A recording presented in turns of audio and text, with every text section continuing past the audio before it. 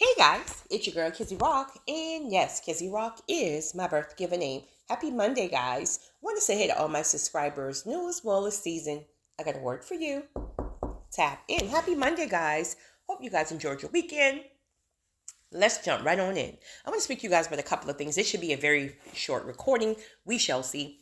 But some of you will experience that God is calling for order, immense order in your life.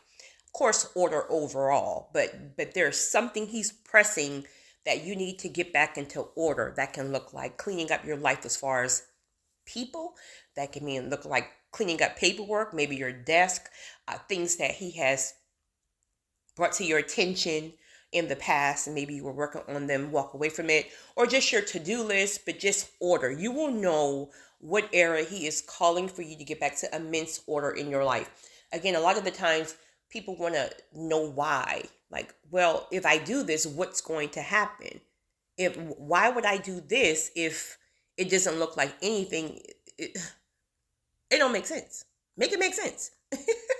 But again, remember, it's about obedience to your convictions.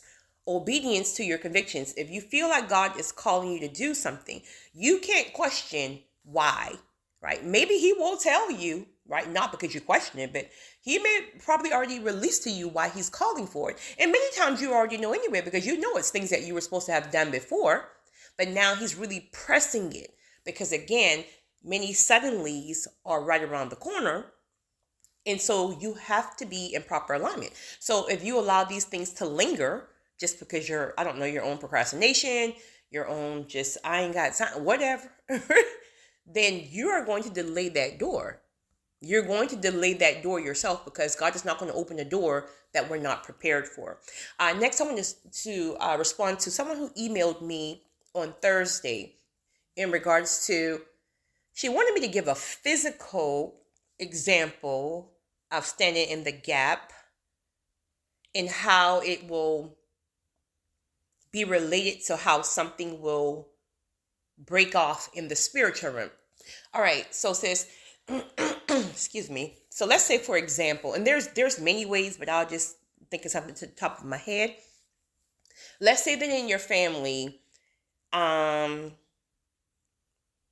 there's a spirit of addiction, right? That's just a generational curse, cycle, generational norm, whatever, within the family. So everybody may not have an addiction problem, but addiction problem, but most do. And in fact, maybe all, but some people just hide their addictions better than others. So let's just say there are some people who have a alcohol addiction, some may have a drug addiction, some may have a food, porn, sweets, masturbation. There's just addictions all around the family. But again, you're chosen, so you're called to break the cycles. So, all right. So once you really start going higher and higher, and of course you answered, doesn't mean that nobody else got called, right? You answered.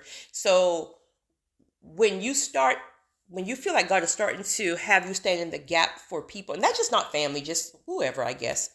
All right, so let's just say you develop an addiction to cigarettes. So you may not have the food, the sex, etc., but you have an addiction to cigarettes.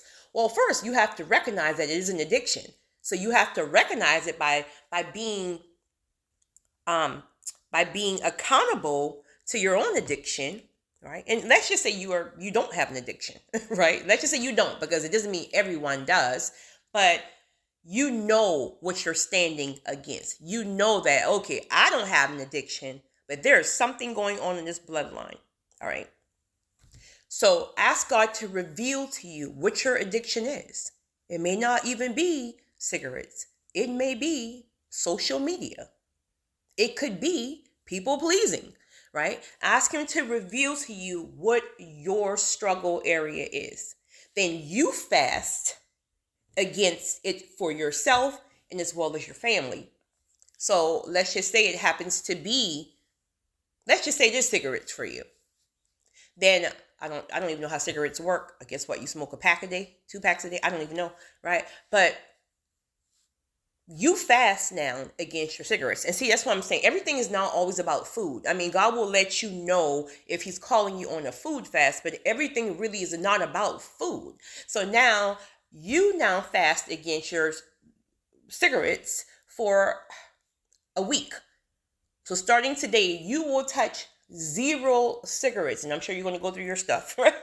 Probably going to have mood swings and everything else.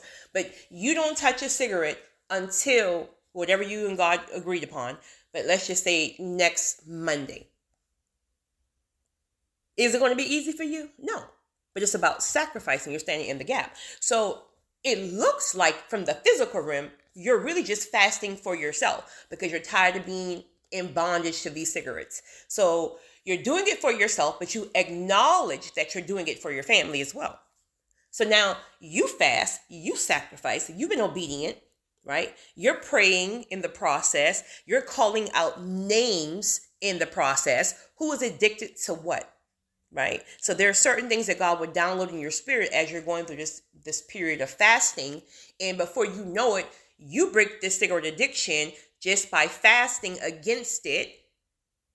And before you know it, because you have prayed for others, you've included them in your fast, you will start to see people just randomly fall off for their addictions, right? And of course, this can be a whole process. You might have to keep doing that over and over, or just you speak it and you claim it, point blank, period. You claim it, period.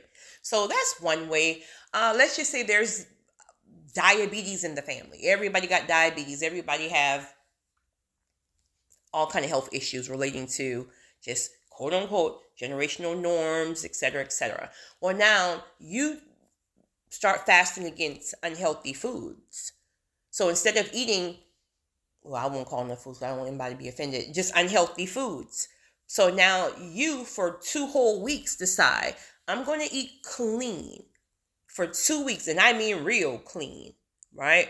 For 2 weeks, I'm going to go on a smoothie diet, a fruit and veggie smoothie diets for 2 weeks.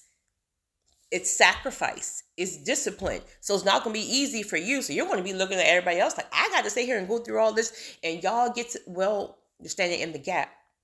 So there's different reasons. So just ask God, whatever it is that your family is struggling with, ask God to reveal to you if you have any of those same demons, any of those same struggle areas. And God will tell you how to fast, when to fast, etc., etc. Whatever orders he give you, just follow your convictions and voila. What else I wanted to speak about? I wanted to also speak about, what else was it? It was something else. It was a third thing I wanted to speak about.